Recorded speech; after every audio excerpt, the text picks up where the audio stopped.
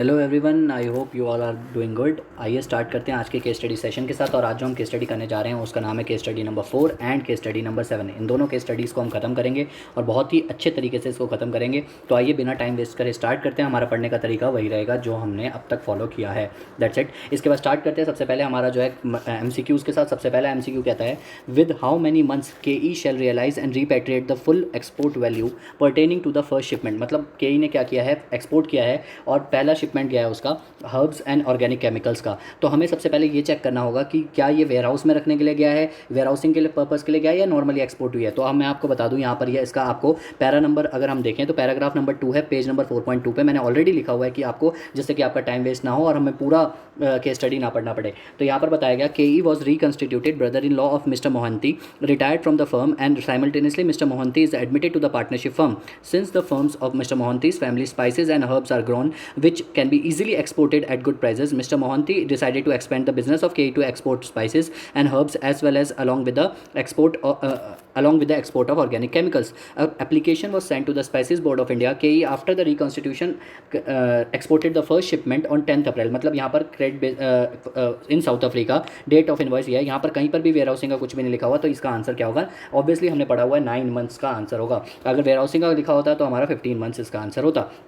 तो इसका आंसर हो गया 9 मंथ्स। आगे बढ़ते हैं। कहता है till which date the meeting of committee of creditors of KOCL shall be conducted. वैसे तो मैं आपको बता दूं कि मीटिंग जो कमेटी ऑफ क्रेडिटर्स की होती है वो 7 डेज़ के अंदर अंदर कंडक्ट हो जानी चाहिए जब से आपकी कमेटी ऑफ क्रेडिटर्स बनती है। तो देखते हैं कि कमेटी ऑफ क्रेडिटर्स कहाँ कितने देर में बनी है और कहाँ पर इसका हमें पैराग्राफ मिलेगा। तो इसका पेज नंबर 4.1 पे अगर हम पढ़ते हैं पैराग्राफ नंबर 4, तो ये फर्स्ट, सेकेंड, थर्ड, फोर्थ इस पैराग्राफ में हमें मिलेगा। मिस्टर मुकुंद जो थे उन्होंने कलेक्ट किया claims against the corporate debtor and thereafter formed a committee of creditors on 10th March 2020। आगे पढ़ने की जरूरत ही नहीं है। 10th मार्च 2020 को कमेटी ऑफ क्रेडिटर्स बनी, तो वहाँ से 7 डेज़ अगर हम देखें तो 17 मार्च 2020 हमारा जो होता है वो डेट होती है। देखिए इन्होंने मीटिंग कब करी है, इन्होंने मीटिंग जो करी है वो करी है first meeting of committee of creditors was conducted on 20th मार्च। ओहो, इनको 17 मार्च को करनी थी, करी कब इन्होंने 20th मार्च को करी, मतलब इन्होंने वो फॉलो नहीं किया जो फॉलो करना चाहिए था। तो IBC फॉलो नहीं हुआ है, लेकिन हमें यहाँ पर MCQ में सिर्फ इतना पूछा गया है कि कब तक हो जानी चाहिए, तो इसका आंसर हो जाएगा 17 मार्च तक। ठीक है, आगे बढ़ते हैं जी। कहता है third point, by which date KE shall submit the relevant export documents to the authorise dealer regarding the first shipment. आप सबको पता होगा जब भी आप एक्सपोर्ट करते हैं 21 डेज़ के अंदर अंदर देना होता है। तो अभी अभी अपन पढ़ के आए कि कहाँ पर 10 तारीख को एक्सपोर्ट किया गया था। तो वहाँ से अगर हम देखें तो 1 मई जो होती है वो डेट निकलती है। तो C इज़ द ऑप्शन। अभी अभी हमने पढ़ा था ऊपर कि 10th को एक्सपोर्ट किया गया था, ठीक है, KE के द्वारा। तो वहाँ पर हमने देखा, तो वहाँ से 21 डेज़ अगर हम देखें पूरा खत्म हो जाते हैं। 1 मई तक हमारे डॉक्यूमेंट जमा हो जाने चाहिए, 1 मई तक। तो C इज़ द ऑप्शन।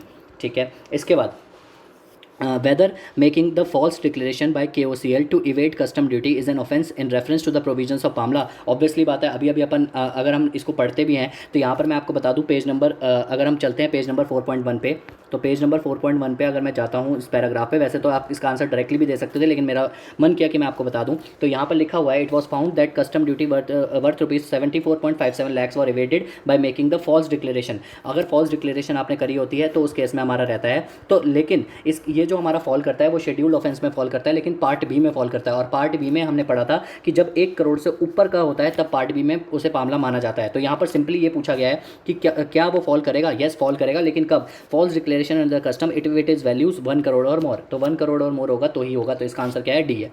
ठीक है, 5th point, for how many years from the date of handing over possession of the project निवास द रिस्पॉन्सिबिलिटी ऑफ रेक्टिफाइंग। अब यहाँ पर एक प्रोजेक्ट निवास चल रहा था और उसको हैंड ओवर कर दिया गया था, ठीक है। तो इसी में ये पूछा गया है कि अगर कोई स्ट्रक्चरल डिफेक्ट होता है तो कब तक प्रमोटर लायबल रहता है और कितने दिन के अंदर अंदर उसे ठीक करके देना होता है। तो अपन ने रेरा पढ़ा हुआ है और रेरा में लिखा हुआ था कि 5 साल के लिए प्रमोटर जो होते हैं वो लायबल रहते हैं और 30 डेज़ के अंदर अंदर from the date of the notice उन्हें वो ठीक करना आना होता है। तो इसका आंसर हमारा C हो जाएगा। इसके लिए आपको केस स्टडी पढ़ने की कोई जरूरत ही नहीं थी। ठीक है, आइए स्टार्ट करते हैं डिस्क्रिप्टिव क्वेश्चन के साथ। कहता है 6th क्वेश्चन क्या कहता है, what will be the maximum time limit available with KE for realisation and repatriation of export value for its first shipment. अगर वेयर हाउसिंग के लिए गया है, तो अगर वेयर हाउस के लिए गया है सिचुएटेड इन साउथ अफ्रीका, तो 15 महीने का टाइम होता है, 15 मंथ्स। ये कहाँ पर मिलेगा? ऑब्वियसली रेगुलेशन नंबर 19 अगर आप पढ़ते हैं, रेगुलेशन नंबर 19 फेमा एक्ट का, फेमा 1999 का, तो उसमें लिखा हुआ है और आपने पढ़ा ही होगा। ऑब्वियसली बात है, एक्सपोर्ट प्रोसीजर तो अपन ने पढ़ाई है। तो उस केस में अगर वेयर हाउसिंग के लिए जाता है तो 15 मंथ्स के के अंदर अंदर रिपेट्रिएट होकर आना चाहिए। अगर एक्सपोर्ट ओरिएंटेड यूनिट्स वगैरह के थ्रू जाता है एफटीपी की पॉलिसी में तो 9 महीने के अंदर अंदर 9 मंथ्स के अंदर अंदर जो है आपके पास रिपेट्रिएट होकर आना चाहिए। क्या ये पीरियड एक्सटेंड हो सकता है और कितनी देर के लिए एक्सटेंड हो सकता है? यस, एक्सटेंड हो सकता है। आरबीआई इसको एक्सटेंड कर सकता है, लेकिन मैक्सिमम कितने दिन के लिए वो आरबीआई पे डिपेंड करता है। आरबीआई जब तक चाहे तब तक के लिए एक्सटेंड कर सकता है। तो बिना हमने केस स्टडी को पढ़े इसका जवाब हम इजीली दे सकते थे रेगुलेशन नंबर 19 ऑफ फेमा के तहत। ठीक है जी, आइए 7th क्वेश्चन पे चलते हैं। कहते हैं 7th का ए क्या कहता है, whether the claimant of KOCL RMX limited being a single entity person can be both financial as well as operational creditor, if yes then does it need to be classified in only one of such categories, if yes then one on what basis. तो यहाँ पर हमें ये पता लगाना है कि KOCL जो था, KOCL का जो क्या हुआ था, CRP हो गया था, CIRP हो गया था, IBC चालू हो गया था, और उसकी एक कंपनी थी RMX लिमिटेड जो पार्टी थी वो फाइनेंशियल क्रेडिटर भी थी और ऑपरेशनल क्रेडिटर भी थी। तो ये पूछ रहा है कि क्या एक पार्टी फाइनेंशियल क्रेडिटर और ऑपरेशनल क्रेडिटर हो सकती है, और अगर हो सकती है तो किस कैटेगरी में उसको माना जाएगा और किस बेसिस पे उसका एलोकेशन होगा। तो पहले तो मैं आपको वो पैराग्राफ रीड करवा देता हूँ जिसके बेसिस पे ये क्वेश्चन पूछा गया है। ठीक है, जिससे कि आपका इजीली हो जाएगा। तो अपन पेज नंबर 4.1 पे आएंगे। ठीक है, पेज नंबर 4.1 पे अगर हम लास्ट पैराग्राफ पढ़ते हैं जिसको हमने ऑलरेडी पढ़ा था, उसका थोड़ा सा और पढ़ना पड़ेगा। मिस्टर मुकुंद ने कलेक्ट किए claims from the corporate debtor and thereafter formed a committee of creditors on 10th March. One amongst the claim was RMX जो लिमिटेड था, जो फाइनेंशियल क्रेडिटर भी था और ऑपरेशनल क्रेडिटर भी था of KOCL। Mister Mukund placed RMX limited in a committee of creditors with voting rights only equal to the proportion of financial debt. बिल्कुल सही किया, क्योंकि कमिटी ऑफ क्रेडिटर्स में तो सिर्फ उतना ही हिस्सा लेगा जितना उसका फाइनेंशियल डेट्स होगा। फर्स्ट मीटिंग जो थी वो 20 मार्च को ही। ठीक है, KOCL during its operating days used the import couple of raw material. ठीक है, और बाकी कस्टम वाली लाइन थी। तो मतलब यहाँ पर एक बिना पूरा का पूरा केस स्टडी पढ़े बिना हमें पता चल गया कि KOCL का क्या हो रहा है, CIRP हो रहा है, IBC स्टार्ट हो गया, और उसमें से एक बंदा जो क्लेमेंट है वो हमारा RMX लिमिटेड है। ठीक है, तो उसी से रिलेटेड ये क्वेश्चन पूछा गया। तो यहाँ पर अब क्वेश्चन क्या पूछा गया, तो मैं आपको एक और बार याद दिला दूँ। क्वेश्चन ये पूछा गया था कि क्या वो ऑपरेशनल और फाइनेंशियल दोनों हो सकता है। बिल्कुल हो सकता है, कोई दिक्कत नहीं है। जितना भी वैल्यू फाइनेंस का होगा, फाइनेंशियल डेट का होगा, उतने के लिए वो फाइनेंशियल क्रेडिटर कहलाएगा। जितना ऑपरेशनल डेट का होगा उसके लिए वो ऑपरेशनल क्रेडिटर कहलाएगा। ठीक है, और किस बेसिस पे एलोकेशन होगा, on the basis of the value. जितना उसने फाइनेंशियल डेट के लिए दे रखा होगा वैल्यू, उतने के लिए वो फाइनेंशियल क्रेडिटर। जितना उन्हें ऑपरेशनल डेट के लिए दे रखा होगा वैल्यू, उतने के लिए ऑपरेशनल डेटर। ठीक है, यहाँ पर ये वाला सॉल्यूशन हो गया। और सेक्शन कौन सा कोड करना है, सेक्शन नंबर 21 कोड करना है of IBC, simple.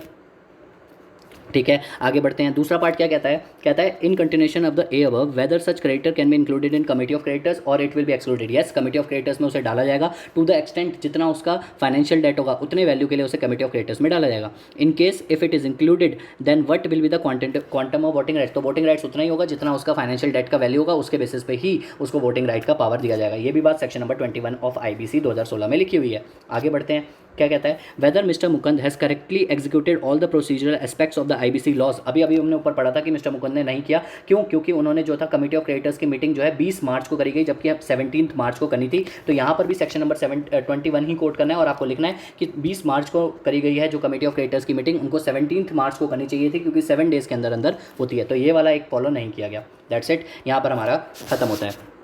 Last question क्या कहता है, whether the property purchase by Mr Mohanty in the joint name of himself and his wife with the partial consideration provided by his mother can be consider as benami transaction. Support your opinion with the relevant case law as applicable. तो भाई इसके अंदर एक case law था, जब हमने IBC के case law करे थे तो मैंने आपको बताया था पवन कुमार वर्सेस रोचीराम नागदोई। तो उस वाले केस लॉ में ये बोला गया था कि अगर आपके पेरेंट्स आपको पैसा देते हैं और वो पैसा जो दिया जाता है वो पैसा अगर इस बेसिस पे दिया जाता है, नॉन सोर्सेज से दिया जाता है और मम्मी पापा का अपना स्वार्थ नहीं होता, उसमें बेनिफिट बच्चों का ही होता है, तो उस केसेस में बेनामी ट्रांजैक्शन के एक्सेप्शन में ये चला जाता है और फिर इसको जो है बेनामी प्रॉपर्टी नहीं माना जाता। तो अब इस क्वेश्चन में ये पता लगाना है कि जो इसकी मम्मा ने पैसे दिए हैं, ठीक है, इसकी मम्मा ने जो पैसे दिए हैं, वो जो पैसे दिए गए हैं वो उन्होंने नॉन सोर्सेज से दिए हैं या नहीं दिए हैं। तो इसके लिए मैं आपको पैराग्राफ रीड करवा देता हूँ वो वाला, और इससे आपको आंसर मिल जाएगा। पेज नंबर 4.2 पे अगर हम चलते हैं तो पैराग्राफ 4th है, 1st, 2nd, 3rd, 4th, ये वाला। ठीक है, उसने क्या किया, आफ्टर फ्यू वीक्स ही told his desire to his mother कि वो घर खरीदना चाहता है। His mother out of her savings, उसकी मम्मी ने अपनी सेविंग्स से पैसा दिया है